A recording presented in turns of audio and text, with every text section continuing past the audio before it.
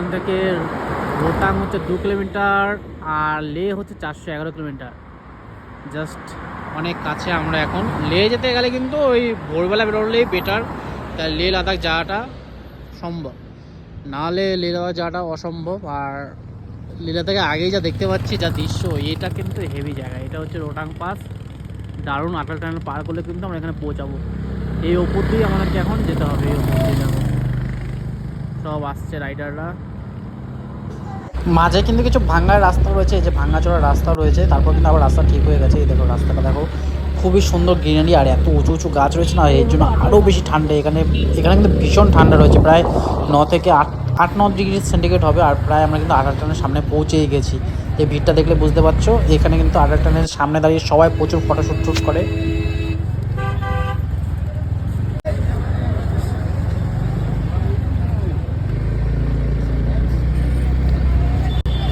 এই হলো আটাল টানেল, দেখো।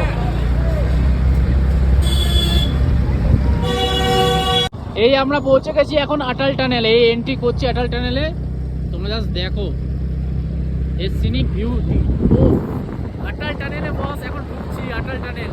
এই ফার্স্ট টাইম আমি হয়তো আটাল টানেলে আসছি বাইক নিয়ে, তাও কি দারুণ দারুণ। ও আটাল টানেলের ভেতরে ঢুকে পড়লাম। এই হলো আটাল টানেল, দেখো কি দারুণ লাগছে,